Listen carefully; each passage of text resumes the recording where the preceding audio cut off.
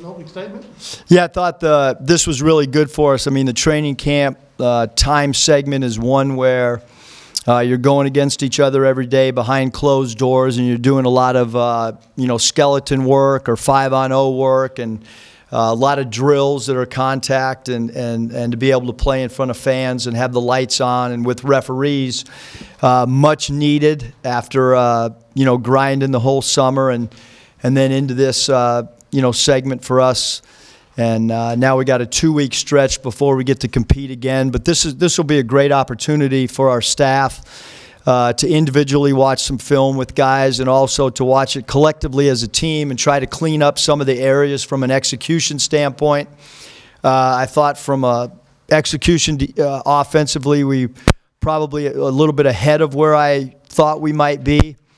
As far as spacing and defensively, we got to get a lot better in a lot of areas. But overall, pleased with the performance and the guys picking up the offensive terminology and such in such a short period of time.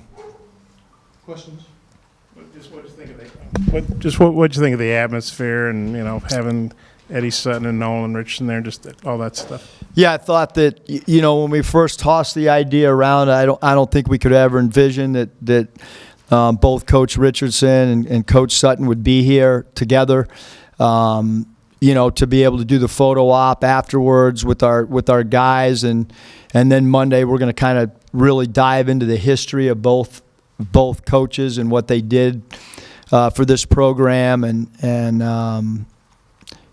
mean, it's really cool. It's really neat. I'm new to the area, obviously, but understand the significance of what both men did for this state and what they did for the university and the basketball program. So to be able to have them come in a setting like tonight I thought it was really cool.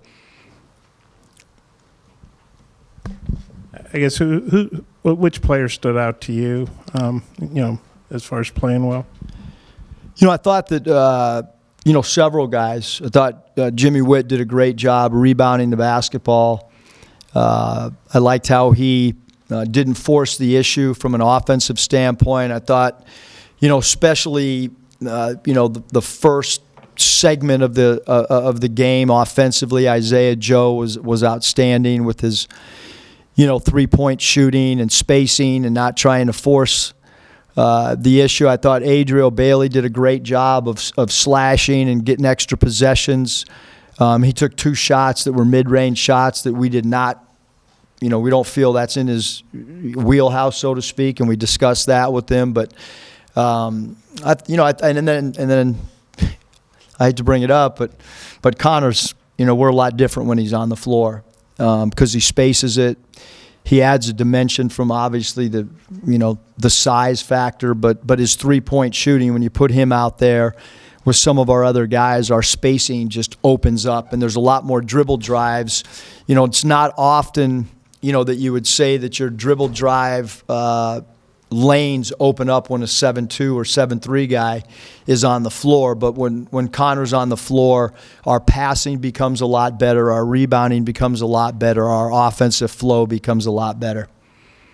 Coach, is there any, timeline when you think you might hear something on Connor? And also, when you split these teams up, did you know the Red had a little bit of the initial Red had a little bit of an advantage, or did you try to go even? Or? Yeah, we tried to go even from a positional standpoint, more so than trying to make the score even. Positionally, because of the number of guys we have and down a scholarship player, we knew that it was going to be a little bit tilted one way or the other. I thought the first half, the team that was significantly better was because they were significantly better rebounding.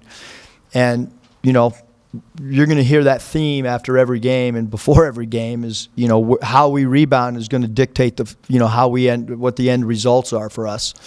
And at halftime, if you look at those halftime stats and you see the team that was clearly executing better, they were also rebounding the ball and getting extra possessions as well. And the team that got down by a significant margin did not rebound the basketball at all. I could have gone out there myself and rebounded as well as that group.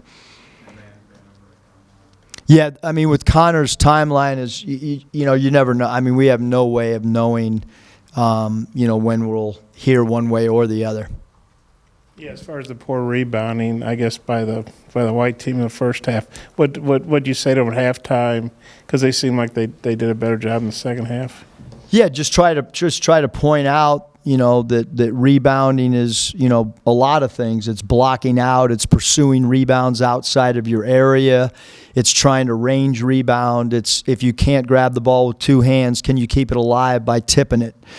And then just the overall defensive rebounding is five guys gang rebounding, and the guards have got to be really good rebounders. And I think that's that was one of the when we recruited Jimmy Witt, that was a big thought process. Is he's one of the best rebounding guards in the nation, and when you look at guys like, not to compare, but like when Westbrook's on the floor in an NBA game, he's a great rebounder, and it changes the defensive rebounding aspect, especially when a point guard can grab a defensive board. It ignites your offense a little bit more in transition. So just the fact that all five guys have got to understand that it's all of their jobs. We can't rely on one or two guys to go get a defensive rebound.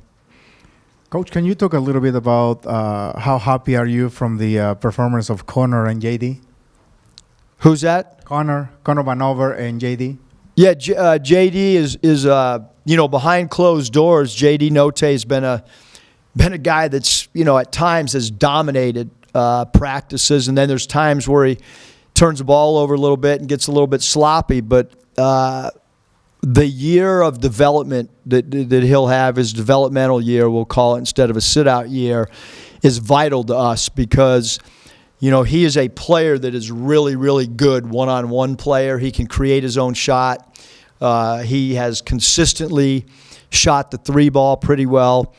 Now it's just a matter of getting JD to understand good shot, bad shot, and the value of taking care of the basketball. But from a skill level standpoint, he can be a really, really good player for us as we look into the future. And then Connor's, as I just stated, Connor's he's a unique player. There's not many guys at his size who can shoot the ball, and he's a great passer, and he's a willing passer. He's a really good teammate. Probably the neatest thing in such a short time frame is, I thought when Connor came onto campus, he was introvert, didn't say much. Now he's one of our most talkative players, and it's been really cool to see maturity and confidence. When you talk a lot on the floor, it's usually the guys that are really confident, and I think that Connor's confidence continues to grow on a daily basis. I guess they hadn't named the crowd. I thought maybe it was close to 8,000 or so. What did you think of the crowd? I thought it was phenomenal. I really did. Obviously, when you do something like this, you have no idea. Look, it's a red and white, scrimmage, so to speak, and we're not playing against another team, and the weather's absolutely beautiful. I mean, it's like a, picture perfect day. And so, you don't know what the crowd's going to be like. But I thought it was a great crowd, and they stayed till the end. I didn't know at halftime. I said to one of the coaches, well, I wonder what's going to happen when we walk up there. Is it going to be half empty? And I thought that, seems like people are intrigued by the guys on the floor and wanted to watch our ball club. And again, I thought, nothing's going to be real pretty at this time for anybody in the country. And I think we're, from an execution standpoint, although we have a lot to clean up, I also think that we're far ahead in some ways as well.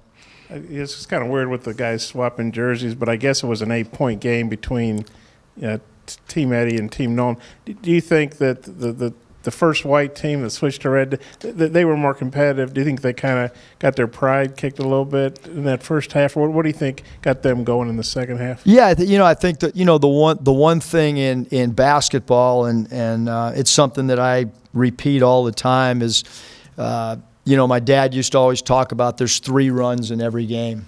And the team that can control 2 of the 3 runs usually wins, and that's been about 90% accurate since I was a little kid and heard that sentence come out, and I think that, you know, the other group coming out of halftime, they knew they had to go make a run, and they put some points together, and then had some defensive stops, and then all of a sudden the flow of the game starts changing a little bit, and then the team that got up a lot, I thought they kind of relaxed for the first, you know, 5 or 6 minutes of that third quarter.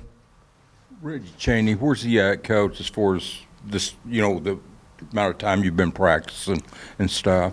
Reggie's done a really good job. I mean, I thought, you know, running the floor, and I thought, you know, the big thing with Reggie was he did a really good job of playing within himself. And then late in the game, you know, there were some plays run for him in the post as well, which didn't really happen the first part of the game. But towards the end of the game, we started looking, you know, for Reggie a little bit in the post to see what he could do, and he made a great up and under move on one of our plays called the punch, and had some good patience. And so Reggie's been he's going to be a big key to who we are. I was going to say, with your lack of size somewhat, I mean, I guess he's going to be one of the key players on the whole team.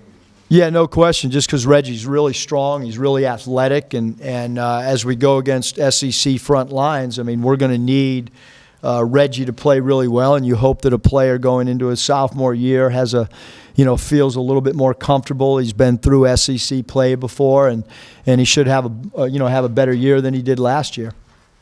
Jimmy Witt, as one of the older guys, how much of a leader have you seen him kind of develop into over the summer and now into fall? Yeah, Jimmy's done a great job since he's been here, but, you know, there are certain guys that when the lights come on, their personality comes out a little bit more.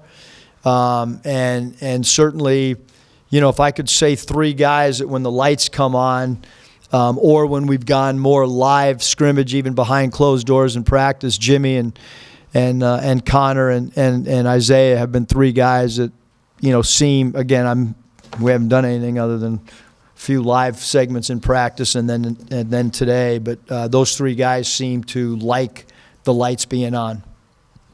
With Connor, is it frustrating you haven't heard anything yet? Are you cautiously optimistic? Or are you kind of assuming he's not going to get the waiver, and if he does, it'll be a bonus? Or kind of how do you approach that from I guess mentally, you, the coaching staff, and the team?